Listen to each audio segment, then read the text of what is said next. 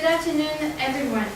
It was a long and fascinating day, and we're glad you're still here with us to enjoy the final presentation. I am Laurélène.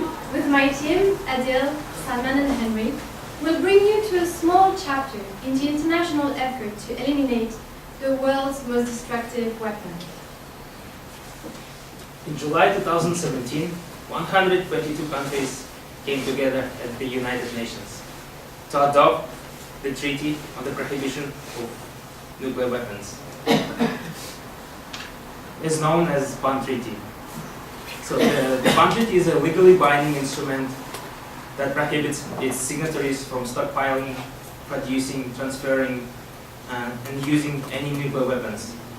Canada, however, boycotted the negotiation that led to the treaty and has so far not signed it. Canada's ambivalence towards the Ban Treaty is at odds with its long history of proactive diplomacy on disarmament and arms control. Canada, under Prime Minister Pierre Trudeau, played a key role in nuclear disarmament within its own territory and beyond.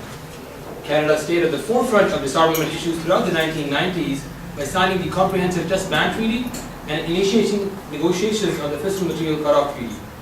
In the late 1990s, under the leadership of then Foreign Minister Lloyd Axworthy, Canada also championed a ban on anti-person landmines, the so-called Ottawa Treaty.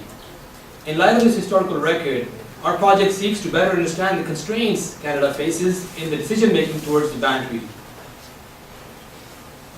Our client, Reaching Critical Will, is based in New York. It has been engaged in monitoring disarmament and arms control negotiations at the United Nations. It is also a partner of the International Campaign to Abolish Nuclear Weapons, also known as ICAN, which spearheaded the Ban Treaty and was awarded the 2017 Nobel Peace Prize for its work. ICAN continues to convince countries to sign the treaty. One important country that ICAN and Reaching Critical Will would like to get on board is Canada. Together with our client, we agreed that our problem statement was to design an effective strategy which assists our client's efforts to convince the Canadian government to sign and ratify the Ban Treaty.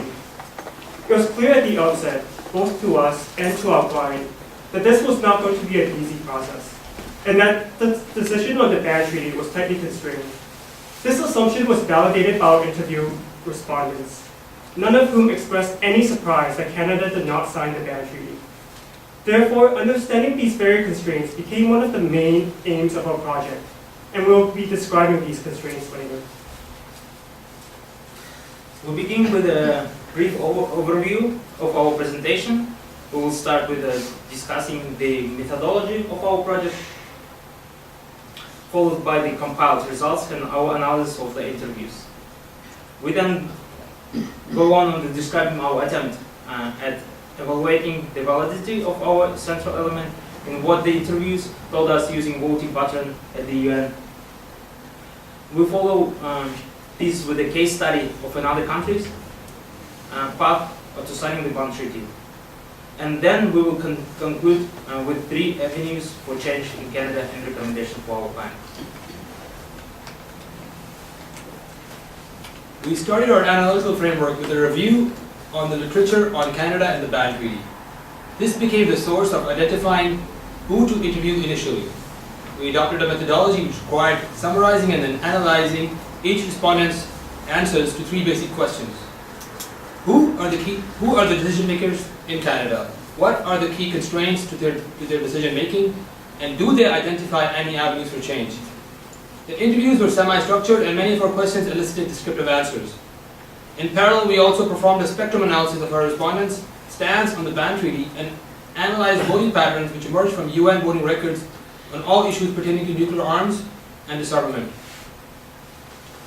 Our respondents were a diverse group of individuals, which allowed us to gain a broad understanding of the issue. Our interviewees ranged from retired diplomats, Canada's ambassadors for disarmament, to defense analysts at the Royal Military College of Canada. We also interviewed activists, academics, journalists, and current and former politicians. Our analysis placed our respondents on a spectrum based on their position to Canada signing the Ban Treaty. This was because our interviewees held a wide variety of views on the topic. For instance, some consider the ban treaty as an affront to the military alliance with the United States, while others consider it the threat of nuclear weapons contrary to humanitarian values. Our respondents also viewed Canada's signature on the ban treaty a continuation of Canada's role in positive obligation and victim assistance programs. We'll next talk about our key findings from our interview data. I will start with a listing of the key players in making any decision about Canada signing the ban treaty. The Prime Minister's office exercises significant influence over the executive branch of the government. Our analysis from responses confirmed that the power to make decisions on matters related to national security is vested in the Prime Minister's office. A significant number of respondents also considered the Ministry of Foreign Affairs or Global Affairs Canada, as well as the Ministry of Defense, as secondary sources of power and influence in Ottawa. Our attempt at getting some insight into the functioning of the government bureaucracy hit a roadblock when the relevant department, Global Affairs Canada, refused to grant our team an interview. The refusal was based on the concern about how ICANN and Reaching Critical Role might use their interviews. Global Affairs Canada remained adamant despite our assurances that our work was academic in nature and that all responses will remain anonymous. Now we come to the constraints to Canada's decision-making. Canada's decision to sign the treaty is constrained by domestic and external factors. The latter primarily involve the alliance structures that Canada is part of. Canada's decision to sign the treaty is also dependent on perceived security threats to the country. These threats largely explain why Canada has been part of the North Atlantic Treaty Organization, or NATO, which includes what has often been called a nuclear umbrella. NATO officials view the ban treaty as posing a fundamental challenge to the alliance, although others disagree with them. Some of the academics we interviewed argue that the ban treaty itself poses a challenge to creating a consensus among all countries because it seeks to explicitly stigmatize nuclear weapons, making it impossible for nuclear weapon states to sign the treaty unless they decide to get rid of their arsenals. Some interviewers also commented that the timing of the treaty was not conducive to its acceptance because of reasons discussed later. To summarize, there was a diversity of expert opinions on the constraints to Canada's decision. Between them, they identified multiple challenges to Canada signing the ban treaty. We'd like now to focus on some of the key elements within each constraints according to our interview responses and our own analysis. The lack of policy entrepreneurs within the federal government who do not favor the ban treaty is a major constraint faced with the ban treaty movement domestically within Canada. This implies that short-term chances of Canada signing the ban treaty are low. However, the new Democratic Party, an opposition party in the federal government, has strongly and openly supported the treaty. Privately, some of the Liberal Party politicians have also expressed their support for the ban treaty to their NDP counterparts. Therefore, there is scope for political change on this issue. We also found evidence of institutional inertia at play within the bureaucracy and federal government from previous administrations. This inertia comes into play particularly on strong adherence to US and NATO policies. We found that there is little public pressure because Canadians do not seem to be taking on to the streets or indulging in other forms of activism to advance nuclear disarmament. There is no strong incentive for advocating for the signing of the ban treaty because championing the issue won't draw public attention.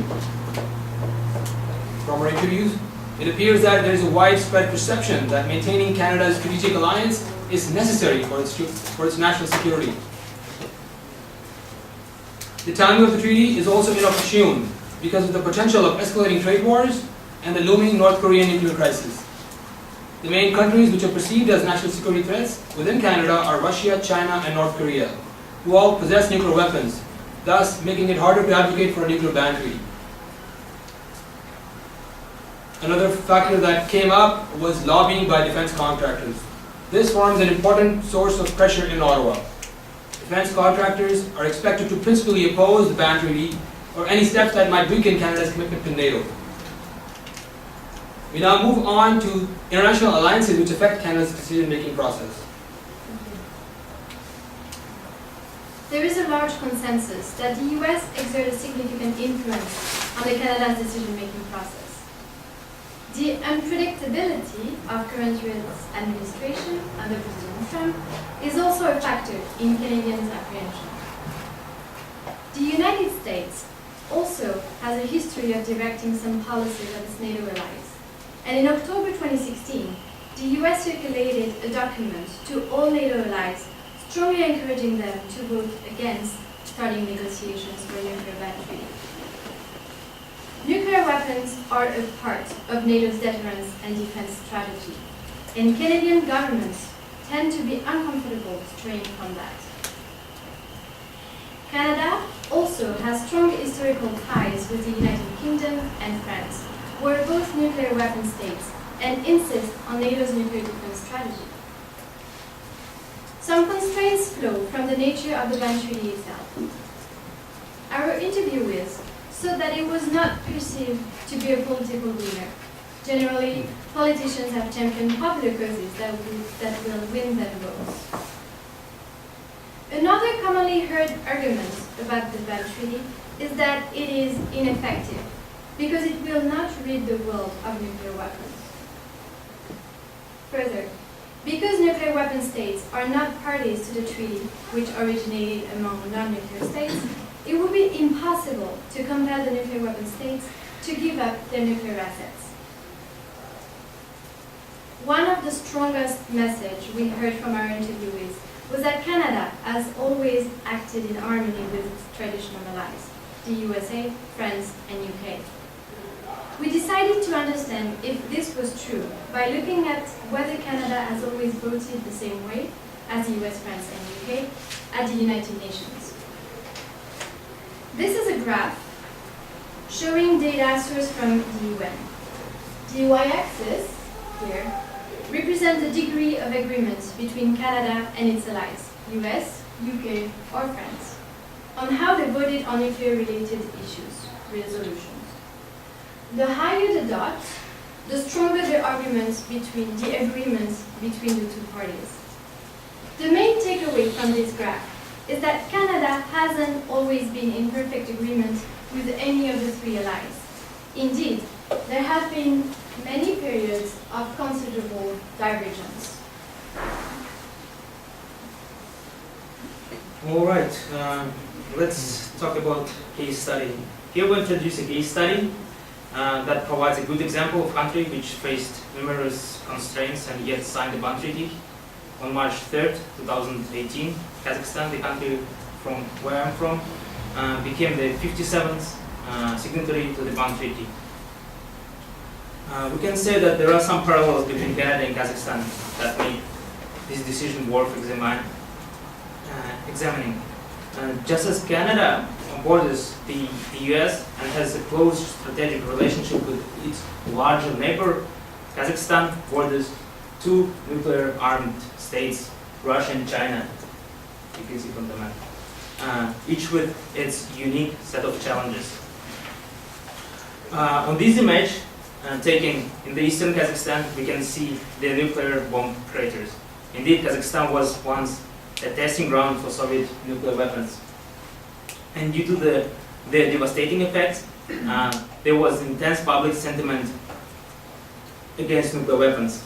But that was not enough. The Center for International Security and Policy, a partner organization of ICANN in Kazakhstan, played a key role in reviving public sentiment against nuclear weapons. Despite Russian pressure conferred by my interviews with Kazakhstani diplomats, President Nazarbayev signed the treaty declaring the Kazakhstan as a proponent of the nuclear weapons free world. Now my colleague Henry will discuss about avenues for change. So we have seen evidence of potential for change with the UN voting pattern and Kazakhstan's example. How could this happen in Canada? We identified three potential non-exclusive avenues for change. The first one involves grassroots movements and generating public pressure. Although our interviewees didn't talk about it, we think there are examples of strategies that reaching critical will can adopt to involve members of the public developing greater awareness of nuclear issues. The first one is calling for divestment from companies involved in nuclear weapons activities, which is a strategy advocated by the Don't Bank on the Bomb campaign, and seizing events like the false alarm that occurred in Hawaii earlier this year to raise public awareness about the risks associated with nuclear weapons. The second is the leadership of the Prime Minister and Foreign Affairs Minister. Because decisions on nuclear treaties are typically made at the highest levels, leadership by some future Prime Minister or Foreign Affairs Minister could result in Canada signing the treaty. We have seen illustrations of such leadership in the past, including in the two examples we gave at the beginning, namely Prime Minister Pierre Trudeau and former Foreign Minister Lord Axworthy. A third avenue for change is through international coalitions. If, for example, a coalition were to be formed within NATO countries that want to sign the ban treaty and reduce reliance on nuclear weapons within the alliance, Canada could be a key player. We would like to offer two key recommendations to reaching political will. First, continue to build alliances with similar-minded organizations in key countries. Our interview data and analysis show that Canada believes in alliances. Canadian officials could be persuaded to join an alliance of middle powers, either within NATO or other major non-NATO allies that aim to reduce the reliance on nuclear weapons. Second, continue your lobbying campaign to increase public awareness by building a narrative based on humanitarian consequences of the use of nuclear weapons and how nuclear weapons pose a collective danger to the planet and its people.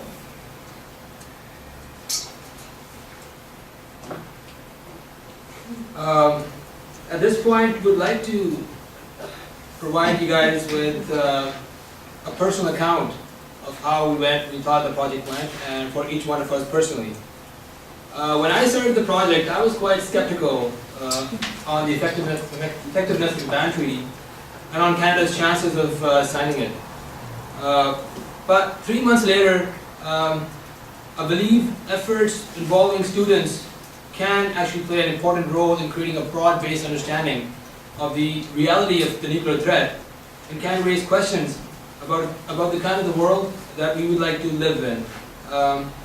The ban treaty itself is an immensely effective tool for non-nuclear weapon states. Nuclear weapon states have taken non-nuclear weapon states have taken countries which do not possess these weapons on a long ride, promising them delivery of disarmament without actually delivering anything. This provides a watershed moment which empowers non-aligned countries to stigmatize and outcast those countries. And this is a far cry from the consequences those countries would have to suffer in case of a nuclear war. The environmental damages, it doesn't even begin to tell the story of how the impact on countries which do not have nuclear weapons would suffer. So for them to stigmatize and outcast is merely the first step. And I, for one, am happy that I choose the ban over nuclear weapons. It was interesting earlier today. We realized that we all from countries which had nuclear weapons.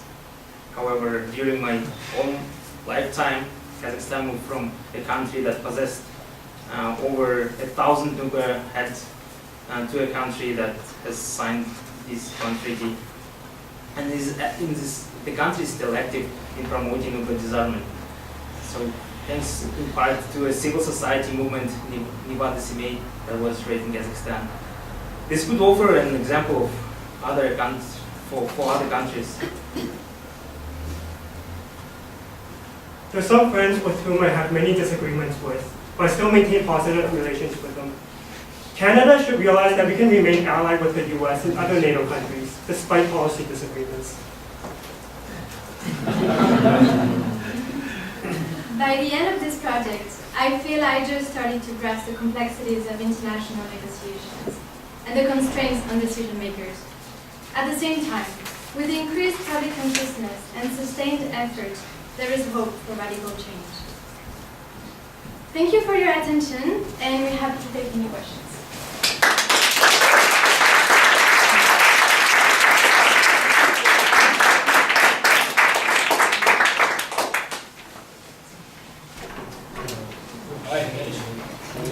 Yeah, cool presentation. I'd like to ask about your interview process, because I think that relates to most of other teams' work as well.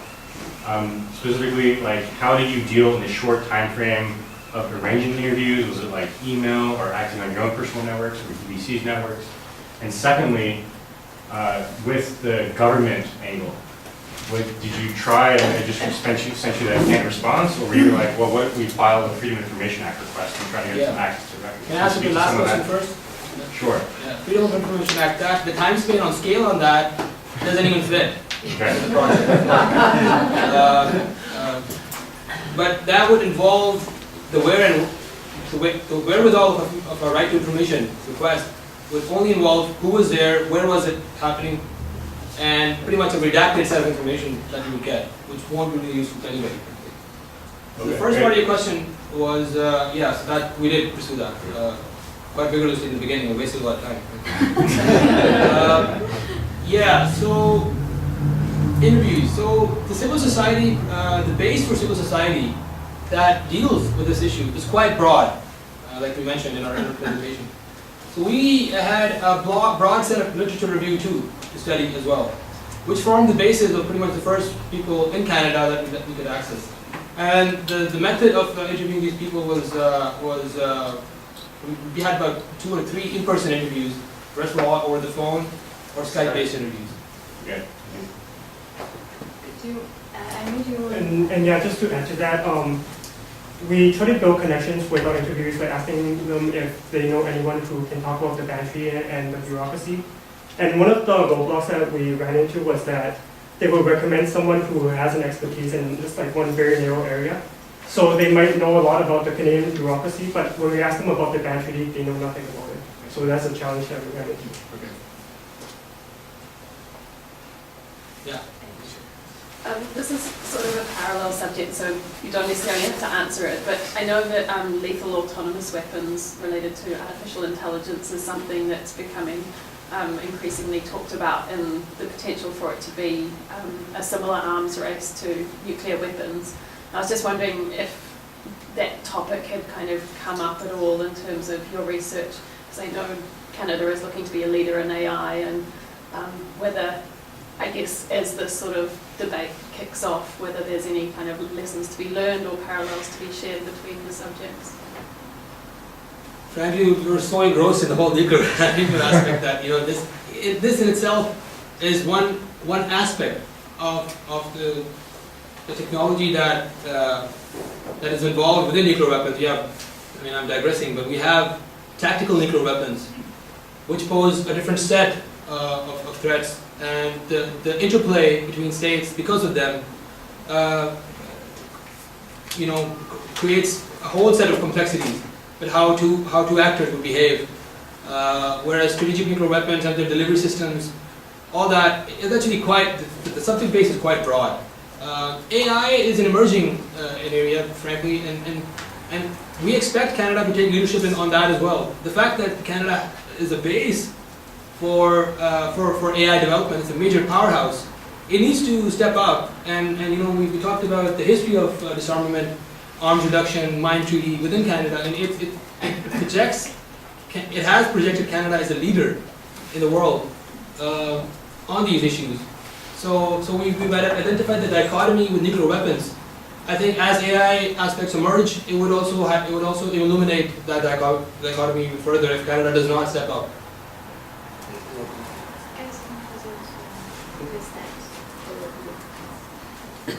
Yeah.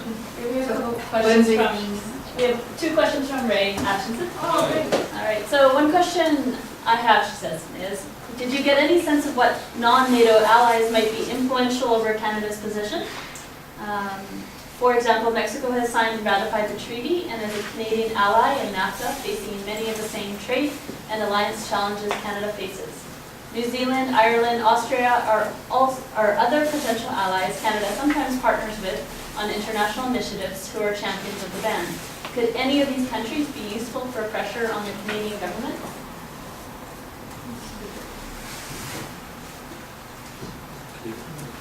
I think, so thank you, Ray, for this question. And so I don't know for the specific countries, what would be really important for Canada and to move Canada is to really have a coalition, is to have multiple countries joining together, and then Canada can say, okay, maybe we can join you and it's not too scary. One country whose name came up, and Henry alluded to it in his presentation, but it wasn't in the list that Ray brought up, was Norway. And Norway's efforts to retracting its sovereign wealth fund because of the Don't Bank on the Bomb movement. So Norway no longer invests in the nuclear industry. And Norway is part of the member of NATO state.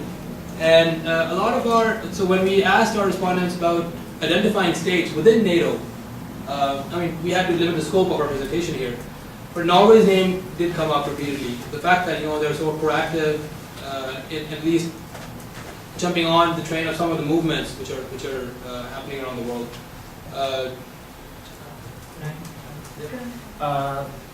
There are 57 countries that signed the treaty, and we definitely look at the border country, Mexico. But Mexico signed the treaty immediately after adoption of the treaty at the UN. So we thought like Kazakhstan would be a better example because for Kazakhstan, it took almost a year to sign the treaty. So we can follow the policy processes that Kazakhstan went through during the signing the treaty. We could see the public pressure. So we thought like it would be a better example instead of Mexico and other border countries. And then one more question. Yeah, one more question from Ray. Also, you mentioned that there's lobbying by the defense industry going on against the treaty. Do you know who these actors are? In one of our interviews, I think Lockheed Martin was mentioned by name. Specifically in the city of Ottawa, on the transit system. So they were actually not just lobbying directly, but indirectly as well to the populace. And so that was quite explicitly mentioned within our respondents' answers. So have you looked at potential connections between the nuclear treaty ban and if there was an impact on energy policy? Or is there an impact, for example, a country that relies on nuclear power for its energy? If it were to sign the ban treaty, would that affect any type of their capacity in terms of just doing peaceful energy generation from nuclear? It won't. It doesn't affect at all their infrastructure or anything in any way. It's strictly focused, very concentrates on the nuclear weapons industry. The fissile material that's produced, enriched to the extent that it can be developed in nuclear weapons. It doesn't focus on nuclear, on the energy aspects of it all. It doesn't focus on fissile materials, only on weapons. Okay. Only on conventional. I would like to ask you if there is a possibility of like middle ground between signing the treaty or boycotting or something. Like is there some space that could be like a combination or limiting, etc. That could be more like a safe zone for Canada or any other country to say, well, maybe not the treaty, but this as an alternative. So in our literature review, we came across the fissile materials cutoff treaty, and that's been a talking point of the Canadian government for many years. But there hasn't been a lot of progress on it, and from our analysis, we feel like that's simply a talking point for Canada to say that we're against nuclear weapons, but they're not taking any actions on it. Another country that provides semblance of middle ground is Netherlands. So Netherlands chose not to boycott the negotiations, but attend them. I mean, in some ways, that's better than not even showing up. Frankly, it was the only NATO country that showed up, attended the negotiations, and then did not abstain, but then voted no. But that shows that you have the capacity within your bureaucratic structure at the UN in Geneva and elsewhere that you are willing to sit on the table. So to relate to some answers, they could have abstained, right, and wait for the alliances to sign the treaty, not to be the first. Maybe then it would be easier for them.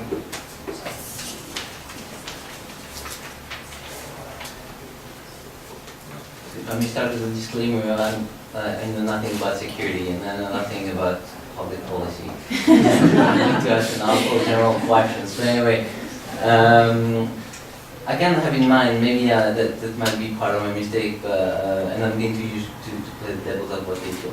I can have in mind that one reason for which we managed as humanity to decrease the number of wars was that we had this trade-off between going to war or not going to war, trading instead of something like this, and this trade-off went through time further to favor the idea of not going to war, economically speaking, because we have better ways to trade and because maybe there's a greater fear to go to war due to the existence of these weapons. I'm talking about deterrence here, which is the other arguments.